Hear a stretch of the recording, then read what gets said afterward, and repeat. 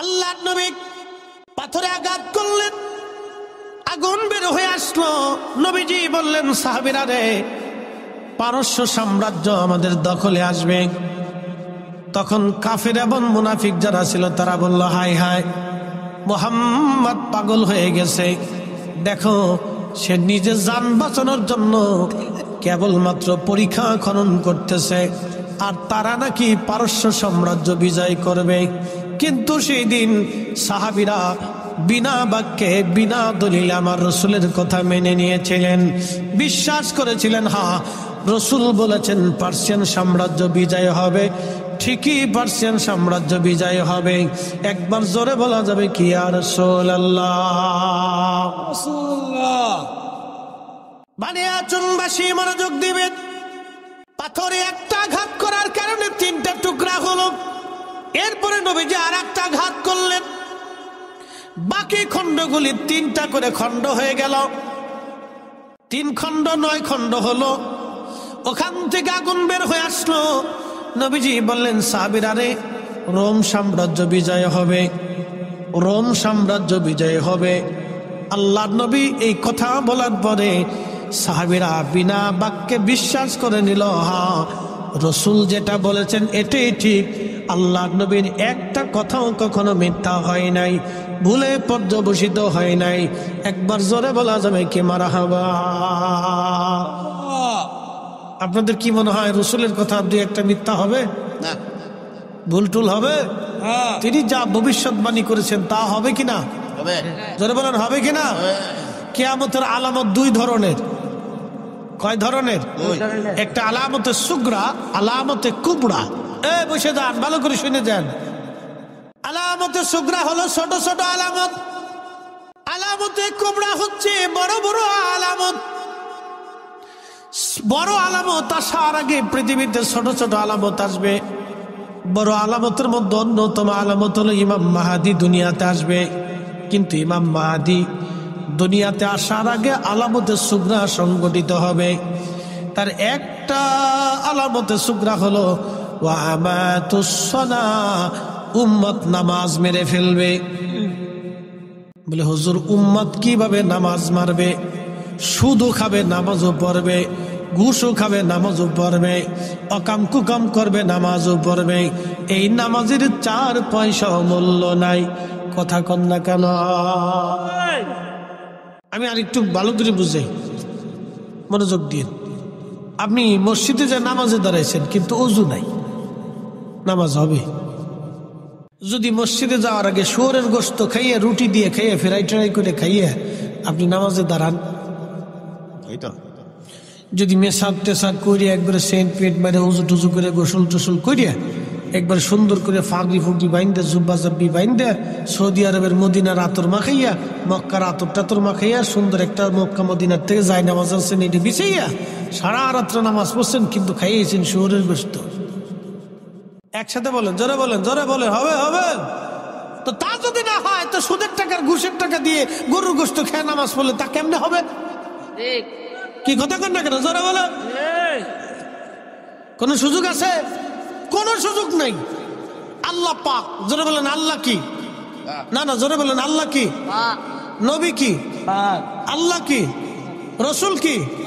তো আল্লাহ তার রসুল যদি পাক হয়, তো আল্লাহ পাক ছাড়া, তার রসুল পাক ছাড়া কবুল করে না। কি কথা কন না কেন? পাক হতে হবে।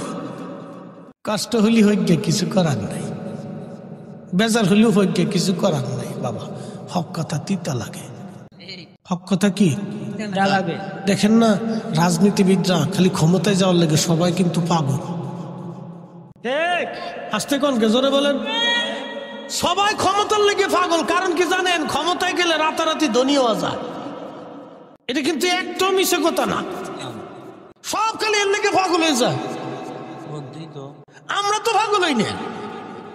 জীবনে দেখছেন আমি কইছি আমি এমপি হবো, মন্ত্রী হবো, মিনিস্টার হবো, প্রধানমন্ত্রী হবো, হইছিনি না? আমরা তো পাগল হই না। তার একবার পাগল হই কে রে? তো বুঝে যান। প্রিয় উপস্থিতি, ভালো করে বুঝে যাবেন, দুনিয়াতে সবাই ক্ষমতার জন্য পাগল। যারা ক্ষমতা নিতে যায় সব দলই ক্ষমতার জন্য পাগল। কারণ কি, ক্ষমতার জন্য এত পাগল কেন হয়? নিশ্চয় কোনো স্বার্থ আছে। সেই জন্যই তারা ক্ষমতার জন্য পাগল হয়। কিন্তু আপনারা যারা এখানে বসে আছেন, আপনারা বুঝি টেন্ডার মেন্ডারও কিছু পাবেন। তাহলে কেন বসে গেলেন? আপনাদের উদ্দেশ্য আল্লাহ এবং তার রসুলকে খুশি করা। কথা বলেন ঠিক কিনা? একই মানুষ, একই চামড়া, একই চোখ, একই কাঁধ, একই দেহ, একই খাবার, একই ভাত। আপনিও যে ভাত খান, প্রধানমন্ত্রীরাও সে ভাত খায়, কোটিপতিরাও সেই ভাত খায়। আপনি যেই বেগুন খান তিনি একই বেগুন খায়। আপনি যেই মাছ খান তিনি তার চাইতে বেশি ভালোটা খায় না। আপনি খান টাটকা, আরে খায় ফ্রিজেরটা।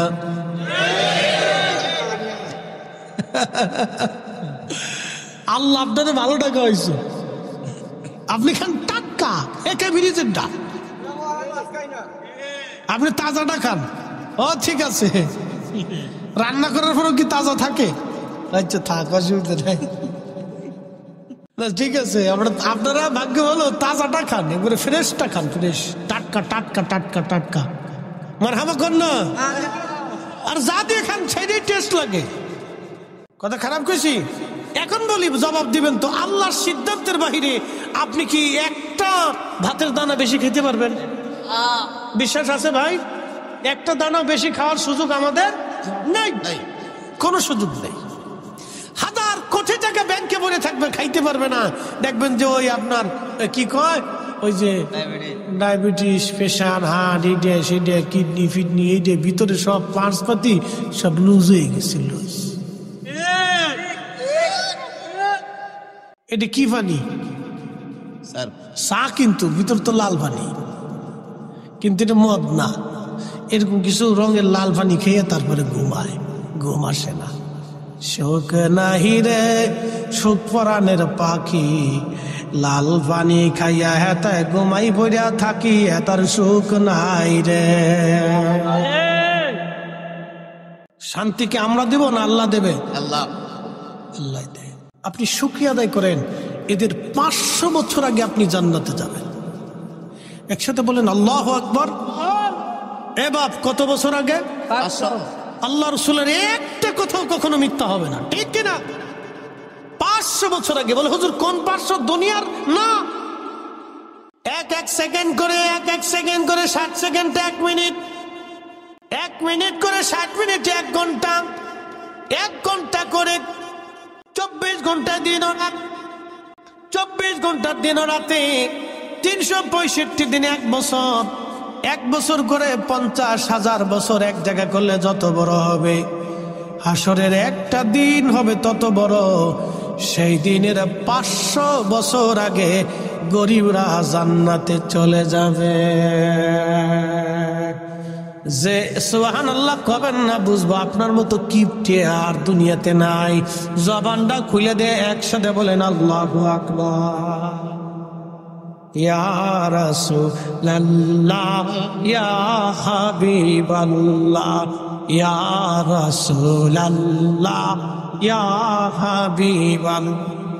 আমার মত নিদান কালে থাকি নবীজি আমার শিওরে, করিব চুম্বন কদম ধরিয়া, ইয়া রাসূলুল্লাহ,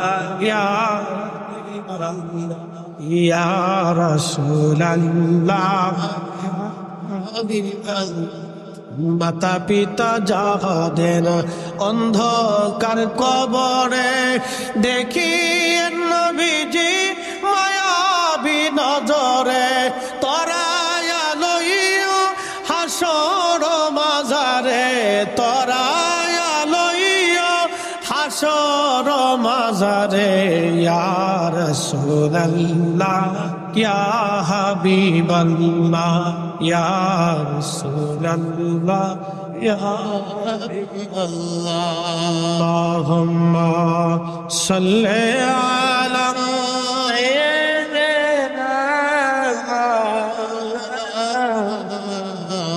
মুহাম্মদ ওয়া আলি সাইয়্যিদিনা।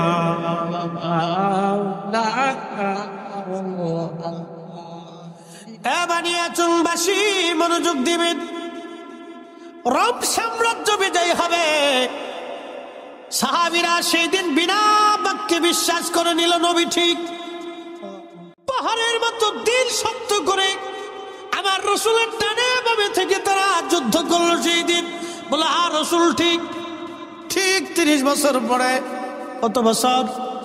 30 বছর পরে সাহাবীরা এ নবীর উম্মতেরা রোম সাম্রাজ্য দখল করলো, পার্সিয়ান সাম্রাজ্য দখল করলো। তারও 400 বছর পরে এসে পুরাপুরি রোম সাম্রাজ্য দখল করে নিল উসমানীয়রা।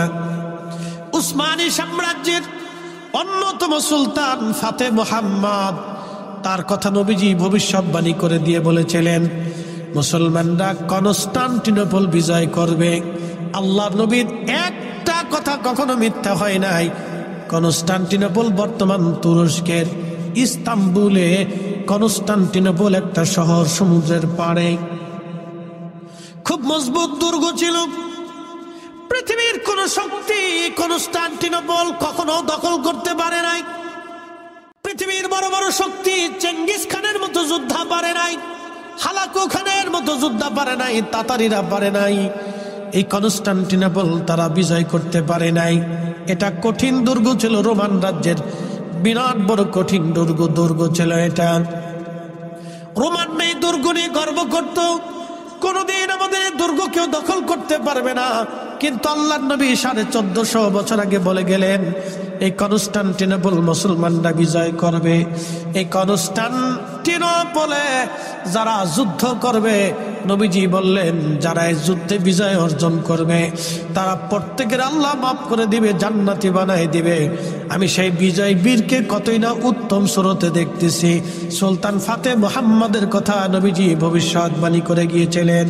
আমি তাকে দেখতেছি কতই না উত্তম চেহারার অধিকারী, আর তার সৈন্যরা কতই না উত্তম জিহাদ অনুপ্রাণিত। একবার জোরে বলা যাবে আল্লাহু আকবার। নবীজি বললেন 600 বছর আগে কনস্টান্টিনোপল বিজয় হলো। 600 বছর পরে, একসাথে বলবেন আল্লাহু আকবার। কত বছর আগে বলেছিলেন? 600 বছর আগে বিজয় হলো। 600 বছর পরে রাসূলের কথা কি মিথ্যা হবে? না। হবে? হবে না, একটা হবে না। সাহাবে کرام সেই দিন পাহাড়ের মতো দাঁড়িয়ে থেকে বিশ্বাস করেছিল। আমাদেরকে বিশ্বাস হইবে রাখতে হবে। বানিয়াচংবাসী মুসলমান হাজিরিন, প্রিয় নবীজি খন্দক খনন, খাল খনন করতেছিলেন। সংবাদ, বিজয়ের সংবাদ দিলেন। কাফেররা, মুনাফিক যারা ছিল আশাশি করলো যেটা কি করে হয়। নিজের খবর নিজে বাঁচার জন্য যিনি খাল খনন করে তারা বলে রোম সাম্রাজ্য, পার্সিয়ান সাম্রাজ্য বলে তারা বিজয় করবে। বানিয়াচংবাসী 3 দিন পর্যন্ত সাহাবীরা একাধারে মাটি কাটলেন, কারো বাড়ি খাবার নাই। মদিনা অবরুদ্ধ হয়ে গেল, কোথাও থেকে খাবার আসে না। একেবারে কঠিন পরিস্থিতি শিকার মদিনার মানুষ, কোনো খাবার নাই। 3 দিন পর্যন্ত আল্লাহর নবী নিজে না খাওয়া, সাহাবীরা না খেয়ে আছেন। আল্লাহর হাবিবের কষ্ট হচ্ছিল। এমন সময় হযরত জাবের রাদিয়াল্লাহু আনহু লক্ষ্য করলেন আল্লাহর নবীর পেটের মধ্যে কি যেন বাধা দেখা যায়। জিজ্ঞেস করলেন হুজুর, পেটের মধ্যে কাপড় দিয়ে কি চাপ দিয়ে বেঁধে রেখেছেন? নবীজি ডাক দিয়ে বললেন, জাবের রে, খোদার যন্ত্রণা নিবৃত করার জন্যে আমি পেটের মধ্যে পাথর চাপা দিয়ে কাপড় দিয়ে বেঁধে রাখছি, যাতে আমার ক্ষুধায় কষ্ট না হয়। জাবের বলতেছে, হুজুর আমি কি মরে গেছি? আপনি কেন আগে বলেন নাই আপনি ক্ষুধার্ত? ইয়া রাসূলুল্লাহ, আপনি আর মাটি কাটবেন না, আপনি বসেন, আমি বাড়ি থেকে দৌড়ে আসব, দেখে আসি ঘরের মধ্যে কি আছে। হযরত জাবেরের বাড়ি থেকে জাবাল আবু সিলা একবারে পিছনেই। জাবেরের বাড়ি যেইখানে, জাবাল আবু সিলাটা জাবেরের বাড়ির পিছনেই। ওইখানে 3 দিন 3 রাত তুমি সিজদার মধ্যে কেঁদেছিলেন। একাধারে 3 দিন 3 রাত সারা মদিনার মধ্যে কোথাও নবী নাই, নবী নাই, নবী নাই, নবী নাই। তন্ন তন্ন করে সাহাবীরা খুঁজে, রসুল নাই, রসুল নাই। ওই জাবাল আবু সিলার ছোট্ট গুহার মধ্যে সে আমার নবী 3 দিন 3 রাত সিজদার মধ্যে তিনি কেঁদেছিলেন। হযরত জাবেরের বাড়ির পিছনের পাহাড়টার নাম জাবাল আবু সিলা। হযরত জাবের রাদিয়াল্লাহু আনহুর যে বাড়িটা, সেটা বর্তমানে মসজিদ বানায় রাখা হয়েছে। ওই বাড়িতে দৌড়ে জাবের আসছে, বিবিকে ডাক দিয়ে বলেন, বিবি কি পরিমাণ ঘরে খাবার আছে বলো, রাসূল ক্ষুধার্ত, না খাওয়া পেটের মধ্যে পাথর চাপা দিয়ে কাপড় দিয়ে নবী বেঁধে রাখছে বিবিরে। আমার রাসূল ক্ষুধার্ত, বলো ঘরের মধ্যে কি খাবার আছে। বিবি ডাক দেয়া বলতেছে, স্বামী গো, মাত্র একটা ছাগলের বাচ্চা আছে আর 1 সা গম আছে, ছাড়া আর কিছুই নাই। বিবিরা ছাগল জবাই করে দিয়ে যাচ্ছি, তুমি ছাগল রান্না করবে আর গম পিষে তুমি রুটি বানাও, আমি আমার রাসূলকে দাওয়াত করে নিয়ে আসবো। আজকে জাবেরের বাড়ি রাসূলের দাওয়াত হবে। জাবেরের স্ত্রী ডাক দিয়ে বলতেছে, স্বামী দাওয়াত তো দিবেন, কিন্তু কানে কানে একটা কথা শুনে যান। বলো বিবি, কি বলতে চাও? বলে, স্বামী রে, জাবেরের বাড়িতে নবীকে দাওয়াত দিবেন, এই কথাটা কিন্তু কানে কানে বলবেন, সাবধান অন্য কাউকে কিন্তু দাওয়াত দিয়েন না, কারণ ওখানে হাজার হাজার সাহাবীরা কাজ করতেছে। আমি জানি সবাই ক্ষুধার্ত, সবাই যদি জানে জাবেরের বাড়ির দাওয়াত হয়, এত মানুষের মেহমানদারি কিন্তু আমি করতে পারবো না। আপনি রাসূলকে কানে কানে বলে আসবেন। জাবের বলেন, ঠিক আছে, আমি যাবো, আবার আসবো। ওখান থেকে দৌড়ে আবার আল্লাহর হাবিবের খেদমতে এসে কানে কানে বলতেছে, হুজুর আমার বাড়ি আপনার দাওয়াত। নবীজি বলেন, জাবের কি খাবার আছে বলো। বলি, ইয়া রাসূলুল্লাহ, একটা ছাগলের বাচ্চা ছিল, আমি জবাই করে দিয়ে আসছি, গোশত বানিয়ে দিয়ে আসছি, আর 1 সা গম আছে নবীজি, ওটা পিষে রুটি বানিয়ে আমার স্ত্রী রুটি বানাচ্ছে, আর তরকারির জন্য ছাগলের গোশত রান্না হচ্ছে। নবীজি বললেন, জাবের ঠিক আছে, তোমার দাওয়াত কবুল। এমন সময় আল্লাহর নবী ডাক দিলেন, সাহাবীরা তোমরাও আসো, আজকে জাবেরের বাড়ি আমাদের দাওয়াত। একসাথে বলেন আল্লাহু আকবার। কয় হাজার সাহাবী? 3000। জোরে বলেন, কয় হাজার? কোন বর্ণনা আসছে 1000, 2000, 3000, যাই হোক, কিন্তু সাহাবী ছিল 3000। ছাগল কয়টা? একটা। গম কয় মন? 1 সা। আল্লাহর নবী জাবের দৌড়ায় চলে গেল। নবীজি বললেন, জাবের তুমি যাও, তোমার স্ত্রীকে যা বলবা উনুন থেকে, চুলা থেকে যেন খাবার না নামায়, আমি আসবো তারপরে যেন নামায়। উনুন চুলা থেকে যেন কোনো খাবার না নামায়, ওইখানে রাখতে বলো, আমি আসবো তারপরে। জাবের দৌড়ায় গেলেন বাড়ি, স্ত্রীকে বলেন, বিবি রে, উনুন থেকে চুলা থেকে তুমি খাবার নামাইবা না, আমার রাসূল আসতেছে। আল্লাহর নবীর পিছে পিছে 1 জন না 2 জন না 3000 সাহাবী সবাই পিছে পিছে রওনা দিয়ে চলে গেলেন। হযরত জাবেরের বাড়ি হাজার হাজার মানুষ। একসাথে বলবেন আল্লাহু আকবার। আজকে তাবারক কয় দেখছি? তাবারক দেখছি কয়টা? 60 না?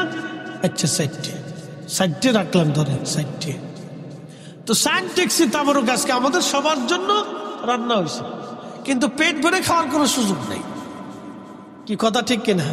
আমি জানি এত লোকের 60 দেখছি তো হইতো না, পেট ভরে না, শুধু তাবারক বরকতের খাবার, আপনারা মেহমান কিছু দিতে হয়।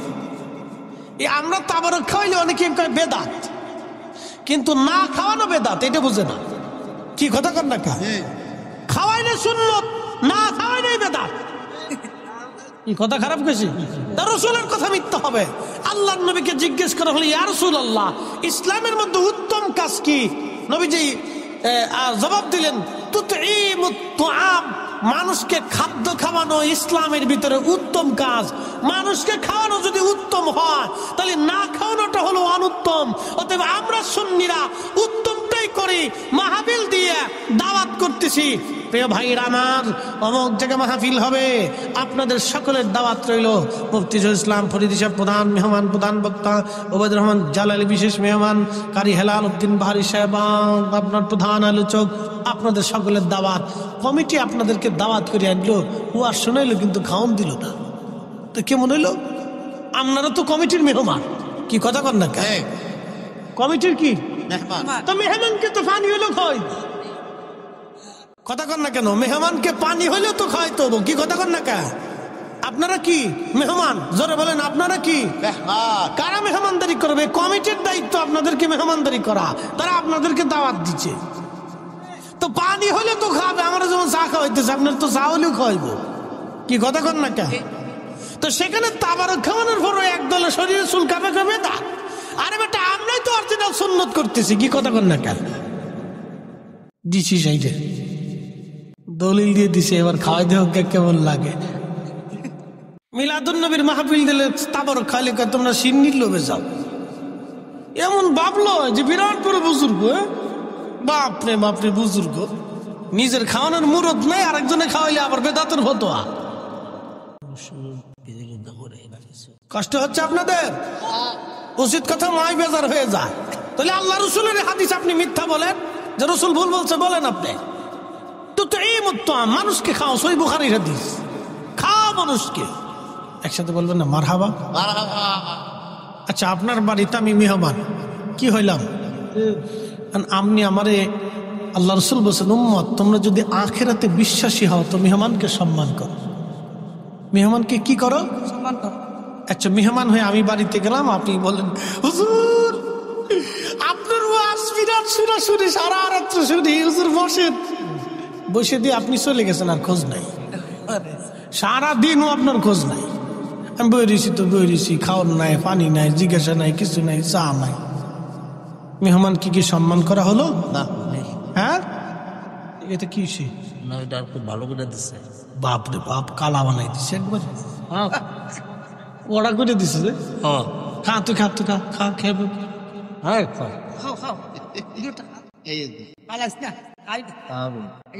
খাইস নে, খাইস নে, খাইস নে, বিপদ আছে, খাইস নে, বিপদ আছে, খাইস নে, খাইস নে, খাইস নে। সহজ সরল মানুষ কোন দিকে যাইব? তাল বাইতেছে না, তাল বাইতেছে না। বনে গেলে বনে যায় গা, তো জানাজা পরে যাবো আজকে ইনশাল্লাহ, চিন্তা নাই। একসাথে বলি না আল্লাহু আকবার, নারে তাকবীর, নারে রিসালাত। বাবাজি, বিরোধিতা করা যায়, রান্না বান্না করে খাওয়াই দেখেন জ্বালাকারে কয়, এগুলো করবেন না। মানুষকে আল্লাহর দিকে আমাদের কাজ হচ্ছে উদ্বুদ্ধ করা, ঠিক কিনা? কাজের দিকে, কি কাজের দিকে? নেক কাজের দিকে উদ্বুদ্ধ করা, বিরোধিতা করা। কিছু ভাইরা করে এটা দলের টানে, ভাই কিসের টানে? দলের টানে তা করে, এগুলো করবেন না। প্রিয় ভাই আমার, আপনার কারণে যদি 10 জন লোক রিজিক থেকে বঞ্চিত হয়, জবাবদিহিটা কিন্তু কিয়ামতে আপনাকেই দিতে হবে, কথা ঠিক কিনা? কি জবাবদিহিতা আছে না? আছে। আপনি ধরেন একটা কুত্তাকে খাবার দিতে গেলেন, কাকে? কুত্তাকে। আরেকজনে বাধা দিল, ধর কুত্তারে কি খাওয়াবি, চল। কিয়ামতের ময়দানে কুকুর মামলা করবে, ইয়া রাব্বি, এ বান্দা আমাকে খাইতে দিতে চাইছিল, কিন্তু এই বান্দা আমাকে নিবৃত্ত করে দিছে, আমার রিজিক থেকে বঞ্চিত করছে, আল্লাহ বিচার চাই। ফায়সালা কে করবে? আল্লাহ। এই জন্য এগুলি হিসাব করে চলতে হবে, বিচার অবশ্যই হবে। প্রিয় ভাই আমার, আল্লাহর নবী সমস্ত সাহাবী নিয়ে যখন জাবেরের বাড়ি গেলেন, হযরত জাবের রাদিয়াল্লাহু আনহু বাড়ি যাওয়ার পরে জাবেরের স্ত্রী দেখা স্বামীরে ডাক দেখায়, তাড়াতাড়ি এদিকে আসেন, আপনি করছেন কি? বলে, কি করলাম রে বিবি? আপনারা না বললাম কানে কানে নবীকে দাওয়াত দিবেন, এত সাহাবী দাওয়াত দিছেন, বাড়ি তো খাবার নাই, আমি কেমনে মেহমানদারি করব বলেন? একসাথে বলবেন আল্লাহু আকবার। তারা মেহমানকে খাওয়ানোর জন্য কেমন উদগ্রীব ছিল, আর আমরা খালি বেদাতের ফতোয়া মারতেছি না, খালি ফতোয়া মারতে পারি আর কি। এ মুসলমান, খুব মনোযোগ দিবেন। হযরত জাবের ডাক দিয়ে বলতেছে, বিবি রে, আমি কে দাওয়াত দিয়েছি? আমি তো রাসূলকে দাওয়াত দিয়েছিলাম, কিন্তু সব সাহাবী ক্ষুধার্ত, কোন সাহাবীর খাবার ঘরে নাই। 3 দিন তারাও ক্ষুধা নিয়ে আল্লাহর হাবিবের সাথে মাটি কাটতেছিল। বিবিরে, নবী একা খাবে, সাহাবীরা না খেয়ে থাকবে, এটা হতে পারে না। সেই জন্য আল্লাহর নবী আমাদের সবাইকে দাওয়াত করে নিয়ে আসছে। একবার জোরে বলা যাবে কি মারহাবা। আমরা হুজুরের মাহফিলে এসে আমরা কি খাবো না আপনারাও খাবেন? কথা কন না কেন? একসাথে বলেন, আল্লাহর নবী একা খাইছে না সবাইরে নিয়ে খাইছে? জোরে বলেন, একা খাইছে না সবাইরে নিয়ে খাইছে? তো রাসূল যদি সবাইরে খাওয়াইতে পারে নিজে সহ, তাহলে আমরা কেন পারতাম না? কি কথা কন না কা? আমি মাহফিলে এসে খাবো আর বেদাতের ফতোয়া দিব, তা তো হয় না। না, এটা হচ্ছে কি, অনেকে বুঝে না, তলের টানে বলে ফেলায়, ঝুঁকে ঝুঁকে বলে ফেলায়। কিন্তু ঝুঁকে ঝুঁকে বললে তো আমার জবাবদিহিতা আছে বাবা, কথা ঠিক কিনা? জবাবদিহিতা তো আছে। ধরেন অ্যাটেনশন, একজন মসজিদে যাচ্ছে, আর আপনি তারা বললেন, দেখ বেটা, হ্যাঁ কাজ আছে, সব পরে যাইছে। আচ্ছা, সে এই কারণে নামাজ পড়লো না, কিয়ামতের ময়দানে কে জবাব দিবে? ফরিদি সাহেব দিবে না আপনি দিবেন? আপনাকে দিতে হবে। যে বাধা দিবে তাকে দিতে হবে। এই জন্য নেক কাজে আমাদের বাধা দিতে হয় না, উৎসাহিত করতে হয়। আল্লাহ নিজে উৎসাহিত করছে এই আয়াত দিয়ে। فَمَن يَعْمَلْ مِثْقَالَ ذَرَّةٍ خَيْرًا يَرَهُ وَمَن يَعْمَلْ مِثْقَالَ ذَرَّةٍ شَرًّا يَرَهُ। যদি অনুপরিমাণ নেক কাজ যদি তোমরা করো, নেক আমল যদি তোমরা করো, ভালো কাজ করো, আমি রব কিয়ামতের ময়দানে তাহা প্রতিদান তোমাকে দিয়ে দেব। আর অনুপরিমাণ যদি খারাপ কাজ করো, আমি আল্লাহ সেটাও তোমাকে প্রতিদান দিয়ে দেব। ও আজ করলে কি লাভ, শুনলে কি লাভ? লাভ হবে তার আমলে, আমলেও লাভ হবে না নবী প্রেম না থাকলে দিলে। কথা কন, কথা বলেন। রাসূল প্রেম না থাকলে জিন্দেগির আমলেও কাজ হবে। এই যে বুড়া কলা দেখিয়ে দিলাম, যদি দলিল থাকে কোনোদিন দিন, কিয়ামত পর্যন্ত খুঁজবেন দলিল পাবেন না। রাসূলের মহব্বত ছাড়া জিন্দেগির সব আমল মিথ্যা হবে। নামাজ হবে না, রোজা হবে না, জিকির হবে না, হাত হবে না, কোনোটাই আল্লাহর দরবারে মঞ্জুরিয়ত রাখবে না যদি আল্লাহর রাসূলকে মহব্বত আপনি করতে না পারেন, ঠিক কিনা? জ্ঞানী যারা বুঝে তারা শুধু ইশারায়, নাদানের বোঝাইতে পারে আছে কে কোথায়। জ্ঞানীর মতো জ্ঞানী হলে অল্প কথায় বুঝে, কসুর মতো কসু হলে অল্প জালে সিজে। আল্লাহ বলেন, অনুপরিমাণ নেক কাজ যদি তুমি করো, তার প্রতিদান আমি তোমাকে দিয়ে দেব, এবং গুনার কাজ যদি অনুপরিমাণে করো, তার প্রতিদান তুমি পাবে। মনোযোগ দিয়ে কথাগুলি শুনবেন। এর অর্থ হলো, নেকের কাজ যত ছোট হোক ছাড়বো না। যারা বলেন, নেকের কাজ যত ছোট হোক ছাড়বো না, গুনাহের কাজ যত ছোট হোক করবো, গুনাহের কাজ যত ছোট হোক করবো। জোরে খুশ বলাবান, জোরে বলিস। গুনাহের কাজ আবার দাঁড়ায় মতিস না, কালকে তারা সেন খুলে দাঁড়ায় সেলিব্রেশন স্টার্ট করে। ভালো করে সহান বাবা, গুনাহের কাজ যত ছোট হোক করবো, গুনাহের কাজ যত ছোট হোক করবো, নেকের কাজ যত ছোট হোক ছাড়বো। তাহলে মানুষকে খাওয়ানো কি গুনাহ না নেক? দুরূদ শরীফ গুনাহ না নেক? কোরআন তেলাওয়াত গুনাহ না নেক? এরপরে দলবদ্ধ ভাবে দোয়া গুনাহ না নেক? তাহলে আমার মিলাদ বেদাত কেমনে হইল? কোরআন তেলাওয়াত হয় মিলাদে, দুরূদ শরীফ হয় মিলাদে, কথা কন না, ঠিক কিনা? মিলাদে আল্লাহর জিকিরও হয়, নবীর নাতও হয়, এরপরে দোয়া হয়, এরপরে তাবারক হয়, তাবারকে নেক, দোয়াতে নেক, জিকিরে নেক, দুরুদে নেক, কোরআন তেলাওয়াতে নেক। ফামান ইয়ামাল মিসকালা যাররাতিন খায়রান ইয়ারা অনুপরিমাণ নেক যদি করো বেনিফিট আমি আল্লাহ তোমাকে দিয়ে দিব। অতএব নেকের কাজ যেখানে নেক আছে, যেখানে আমরা সেখানে আসি। অনুপরিমাণ নেক, সামান্য পরিমাণ নেকের কাজ ছাড়ব না, আর সামান্য পরিমাণ গুনাহের কাজ করব না। কথা কোন ঠিক কিনা? নেকের কাজ ছাড়ব না। যারা বলেন নেকের কাজ, গুনাহের কাজ, নেকের কাজ, একসাথে বলেন, যারা বলেন নেকের কাজ, গুনার কাজ। যদি আয়াত বুঝে থাকেন তাহলে আমার মিলাদে আপনি বাধা দিতে পারেন কি? কথা কন না কেন?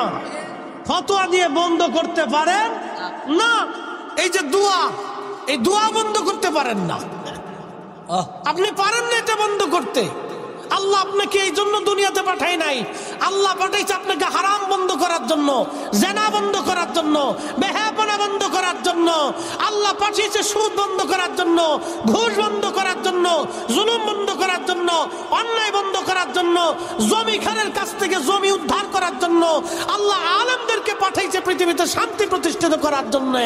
নবীর দুরূদ, নবীর আল্লাহর কাছে দোয়া, জিকির, ফিকির, সালাত, ভালো খাবার, ভালো নেক আমল বন্ধের জন্য আল্লাহ আলেমদেরকে দুনিয়াতে পাঠাই নাই। কথা কোন ঠিক কিনা?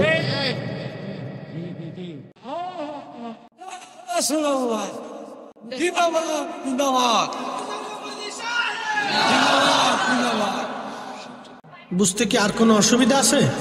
আমি একবারে সহজ সাবলীল ভাবে আপনাকে বোঝানোর চেষ্টা করছি। বাবাজি আমার, আল্লাহ আমাদেরকে প্রত্যেকে আল্লাহর আদালতে দাঁড়াইতে হয়। কথা ঠিক কিনা? একটু জবান খুলে দুরূদ শরীফ পড়েন। আল্লাহুম্মা সাল্লি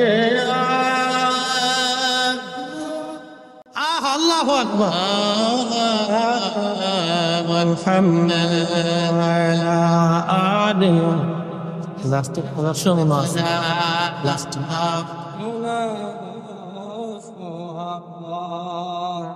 বন্ধু আমার মনোযোগ দিবেন। বানিয়ে চলবাসী আল্লাহ নবী বললেন, জাবের স্ত্রী বলতেছে, জাবের বলতেছে, বিবি রে আমি তো দাওয়াত দিই, আমি কানে কানে কইছি আল্লাহ নবী। কথা না, ও তারাস না, তারাস হয়েছে, তারাস হয়তো অনেক সিনেন। আচ্ছা হইলো তারাসই কইলাম, গ্রামের নাম কইলে বোঝা গেল গ্রাম প্রেমিক। কি প্রেমিক? গ্রাম প্রেমিক। কথা নাই। তারাসই মুসলমান, তারাসই, এটা তারাসই নাম কি? তা এর অর্থ কি? গ্রামের নাম।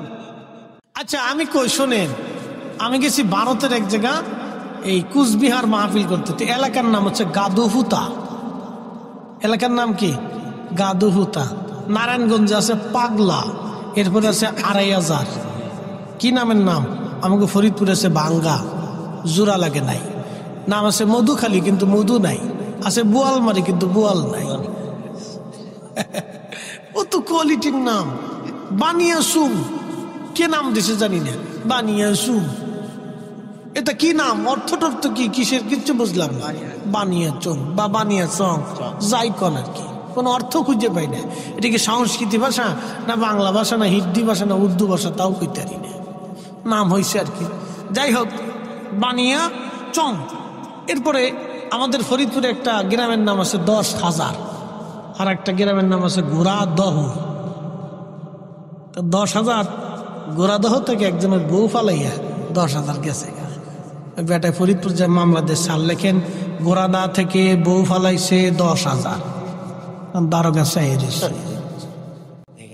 বুঝে কস না বুঝে কস, স্যার বুঝছি তো করতেছে। গোড়াদা থেকে বউ ফালাইছে ১০,০০০। বুঝতে কস না বুঝতে কস, সারা বউ তো আমারটা গেছে, আপনার তো গেছে না। লেখেন গোড়াদা থেকে বউ ফালাইছে। এক গ্রাম থেকে ১০,০০০ বউ চলে গেল, কেউ দেখে নাই। স্যার গ্রামের নাম ১০,০০০, তা তো কমিছে গ্রাম ১০,০০০। তারা সেই মাসে মনোযোগ দিবেন। হাজিরিন, আল্লাহ নবীর সাহাবী জাবেরের স্ত্রী বলতেছে, স্বামী রসুল যেহেতু দাওয়াত দিয়েছে, তাহলে আমার আর কোনো চিন্তার কারণ নাই। কারণ আল্লাহ নবী নিজে হাতে পেরে খাওয়াবে, আমি আর চিন্তা করতেছি না। একবার জোরে বলা যাবে কি মারহাবা। সাহাবীদের ইয়াকিন দেখছেন রাসূলের প্রতি, বিশ্বাস দেখেন। আরে জীবনের সব কিছু দিয়ে তারা সাহাবীরা নবীকে বিশ্বাস করত। কথা ঠিক কিনা? আমার চিন্তা নেই। আল্লাহর নবী বললেন, জাবের তোমার স্ত্রীকে ভিতরে যেতে বলো। ভিতরে চলে গেল। উনুন থেকে হযরত জাবের নবী বললেন, খাবারগুলি নামাও, কাপড় দিয়ে ঢেকে দাও। তরকারির পাত্র নামায়া কাপড় দিয়ে ঢাকা হলো, রুটির পাত্র নামায়া কাপড় দিয়ে ঢাকা হলো। আল্লাহর নবী বললেন, জাবের রে, সব সাহাবীদেরকে কাতার করে বসতে বলো। সব সাহাবী কাতার করে বসে গেলেন। 3000 সাহাবী কাতার করে বসা। নবীজি 3টে রুটি হাত দিয়ে ঢুকাইলেন বাম হাত দিয়া। আল্লাহর নবী পাত্রের উপরে হাত মোবারক রাখলেন, ডান হাত দিয়ে 3টে রুটি নিলেন।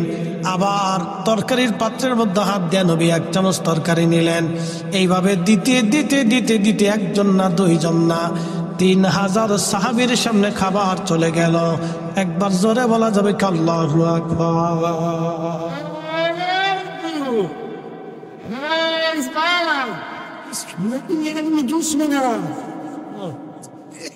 রুটি গেল কয় হাজার? রুটি 3000 গেছে, মানুষই 3000। 3টে করে রুটি গেলে কয় হাজার হয় রে? মুসল্লি ফাঁকা, হিসাব দিয়ে বালা খরচ, অঙ্কে ফাঁকা। রুটি গেছে 9000। একসাথে বলবেন আল্লাহু আকবার। গম কয় মণ? 1 সা 3.5 বরাবর। 3.5 বুঝেন নাই? তাহলে কয় সমান এবার চিন্তা করেন। 1 সা মানে 3.5 বরাবর, তাহলে কয় সমান এবার হিসাব করেন। মানুষ 3000। একসাথে কোন আল্লাহু আকবার। রুটি গেল কয় হাজার? বাকি রুটি কোথা থেকে আসলো? যার হাতের নিচে এত বরকত, তিনি নিজে ক্ষুধার্ত। তাই বলে কি আপনি বলবেন রাসূল ক্ষুধার্ত ছিল? নবী অভাবী ছিল, দরিদ্র ছিল, মিসকিন ছিল। নবীকে যেমন মিসকিন বলা যায় না, কারণ নবী দু জাহানের সর্দার, বাদশাহের বাদশা, সুলতানের সুলতান। তিনি ধনীর ধনী, দু জাহানের ধনী, সাইয়্যিদুল কাউনাইন ওয়াস সাকালাইন। ঠিক কিনা? আমার আপনার মতো বাজারে গেছে বিদায় আমার মতো ভাবা যাবে না। আমার মতো খাইছে বিদায় নবীকে আমার মতো খাদক মনে করা যাবে না। আল্লাহ নবীর স্ত্রী আমাদের মা ছিলেন 11 জন। আপনার যদি সামর্থ্য হয় তো 11টা বিয়ে করে দেখেন। যদি বুড়িগঙ্গার পানির মধ্যে না চুবাইছে, আমি ফরিদি জীবনে আর ওয়াজ করব না। আমার মসজিদ বুড়িগঙ্গার পারে, তো হাসনাবাদ হাউজিং এ জমা পড়ে 4-5 হাজার মুসল্লি হয়। আমি একদিন বললাম যে আপনারা তো খালি বলেন রসুল আমরার মতো, তার নিয়ে 90% তা বুঝছেন। তা বললাম যে এই গাইডের শুনি 90%, বুঝছিল। তো এই আমি বললাম যে আপনারা তো বলেন রসুল আপনাদের মতো, তা আপনাদেরকে বললাম তাহলে 11টা বিয়ে করে। যদি 6 মাসের মতো না সুবাইছে, তাহলে আপনাদের এখানে আর খতিবগিরি করবো না। ওই বুড়িগঙ্গার মতো সুবাইবো, রহমতের পানি। একবার গোসল করলে আর সগিরা টগিরা কিছু তাহে না। ওরে পানির পানি, খালি ফেসা আবার গু আর মুলতেটের ভিতরে। হ্যাঁ, শীতের দিন যে কি পরিমাণে ঘিরান আসে, বাপরে মা, 1 কিলোমিটার পর্যন্ত বাতাসে ঘিরান চলে যায়। এই পানির পানি। ঢাকা শহরে 1 কোটি মানুষের সকালবেলা বাথরুম এটির ভিতরে ঢুকে।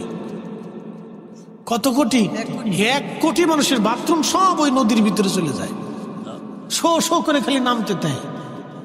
পেশাব পেশাব, এটা সেটা, কত ফসা গান্দা, বাপরে বাপ। এটার ভিতরে যদি একবার শুবানো যায়, গুনাহ মাফ। বললাম 11টা স্ত্রী কবুল করে দেখেন। যদি বউরা মিলে বুড়িগঙ্গার মতো না শুবাইছে, তো আমার নাম চেঞ্জ করে দেবো, আর জীবন আপনাদের নামাজ পড়াইতাম না। আমাদের নুরুল ইসলাম ফারুকী সাহেব শহীদ হয়েছেন, আল্লাহ তার জান্নাতের আলা মাকাম দান করুন।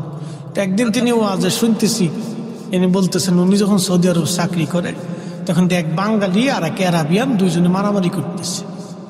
তো বাঙালিদের তো একটা স্বভাব আসে, হাতে কুলাইতে না পারলে কিছু না বললে ফার জুতাটা খুলে, কিছু না পাইল। বাঙালি কিন্তু খালি হাতে মারামারি করতে পারে না, বাঙালিদের একটা বদ অভ্যাস আছে, বলে চলে কম তো আরবিয়ানরা খুব শক্তিশালী, বিরাট শক্তিশালী না, হেরে গুতাই মতে কিলিয়ে পারে না। কিছু না পাইয়া সৌদের তোর যেহেন সে লাঠি ছুটি পাবেন না, জুতা টেনে খুলে নিয়ে জুতা দিয়ে ফিটে দিচ্ছে, কারণ জুতা যেখান যখন ফিটে তখন সৌদিয়ান দাঁড়ায় গেলে হাসে। ফারুক হিসাব বলতেছে আমি দৌড়ে গেছি, যে সারাসারি করে বললাম কি রে তোরে জুতা দিয়ে ফিটাচ্ছে, তা তুই খালি হাসতেছিস কারণ কি? তো আরবিয়ান কয় বাঙালি রে কেউ তো কাপুরুষ, বলে কারণ কি? দেহস না জুতা দিয়ে ফিটাইতেছি। জুতা দিয়ে ফিটাইলে কাপুরুষ কেমনি হয়? কয় শোন আমার অনেকগুলি বউ আছে, মাঝে মাঝে বউরা আমার জুতা দিয়ে ফিটায়। তো তো মহিলা এর লেগে জুতা দিয়ে ফিটায়। সৌদিয়ান ভাবছে যে বেডি, হে তোর বউরা হেরে জুতা দিয়ে ফিটায়, হের লেগে করতেছ তো বেডি, হের লেগেও আমার জুতা দিয়ে ফিটাইতেছে। তাহলে বুঝলেন সৌদিয়ান না 8টা 10টা 12টা 20টা বিয়ে করে সুখে দেয়, মাঝে মধ্যে হেরাও ফিটে নি খা, কিন্তু কয় না। কি কথা কর না কে কয় না, ফিটে ফিটে খেয়ে চুপচাপ থাকে। মনোযোগ দিয়ে শুনে যাবেন। রুটি চলে গেল 9000, সাহাবী রাসূল 3000, ছোট্ট একটা ছাগলের বাচ্চার বাচ্চার গোশত সবাই খাওয়া শেষ। নবী বললেন জাবের রে খোঁজ নিয়ে দেখো মদিনাতে অনেক মানুষ তো না খাওয়া আছে, কারা ক্ষুধার্ত আছে দাওয়াত দাও, আমি নবী আজকে সবাইকে সমানভাবে খাওয়াবো। জাবের ঘোড়ার পিঠে চড়ে দৌড় দিয়ে বলতেছে কে আছো ক্ষুধার্ত, তাড়াতাড়ি আসো, দেরি করা যাবে না। কোন কোন বন্য যাচ্ছে আরো মানুষ আসলো 15,000। জোরে বাড়ি যায় কেন আল্লাহু আকবার। এই 15,000 খাবার দেওয়া হলো 3টে করে রুটি, তাহলে কত হাজার? জোরে বলেন। রুটি গেল 45, আগে গেল 9, তাহলে কত হলো? কি হিসাবকারী না এখন ঠকে গেলে দিই পারল না। রুটি গেল 54, গম কয় সমর? 3.5 জোরে বলেন কয় সের? রুটি গেল কয় হাজার? 54,000। গোশতের চামচ গেল 54,000, গোশতের চামচ চলে গেল। ইনি রাহমাতুল লিল আলামিন, ইনি সাইয়্যিদুল কাউনাইন ওয়াস সাকালাইন। একবার জোরে বলা যাবে কি? তিনি রাহমাতুল আয়ায় সাগর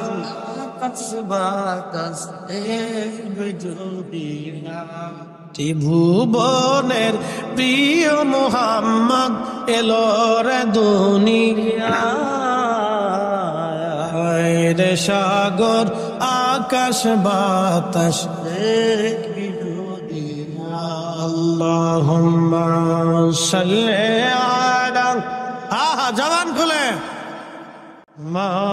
মুহাম্মাদ আলা আলে সাইয়্যিদিনা।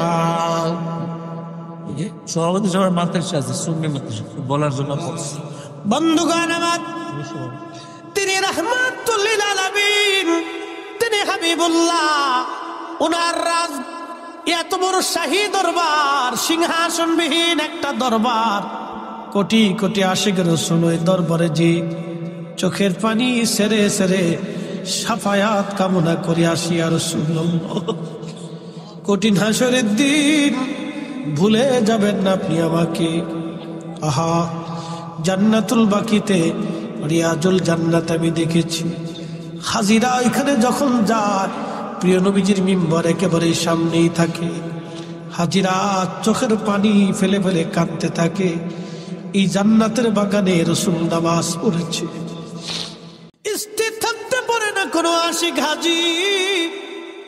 আহা ওইখানে ইমাম মালিক 80টা বছর তিনি কাটিয়েছিলেন, কোনদিন জুতা পরেন নাই, কোনদিন থুতু ফেলেন নাই, পায়খানা পেশাব পর্যন্ত তিনি করেন নাই। ইমাম আজম আবু হানিফা একাধারে 7 দিন ছিলেন, 7 দিনের জন্য, একটা বারের জন্য 7 দিন তিনি পেশাব পায়খানা করেন নাই। বিদায় লগ্নে বলেন ইমাম মালিক রে, আজকে 7 দিন হলো মদিনার ভিতরে আমি পেশাব পায়খানা করি না। বলে হুজুর কি খান আপনি? ইমাম আজম বললেন আমি 7 দিনে মাত্র 7টা খেজুর খেয়ে বেঁচে আছি। তাহলে পানি কি করে খান? বলে হাতের মধ্যে পানির আর্দ্রতা নিয়ে চেটে চেটে কোন রকম তৃষ্ণা নিবারণ করে আসি। পেশাবে ধরলে বলো কোথায় পেশাব করব?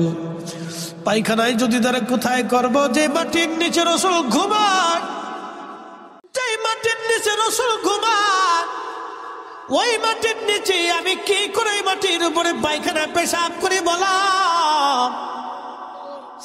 কোন উসুল কোন দলিল তারা দেন নাই। দলিল একটাই, রাহমাতুল লিল আলামিন।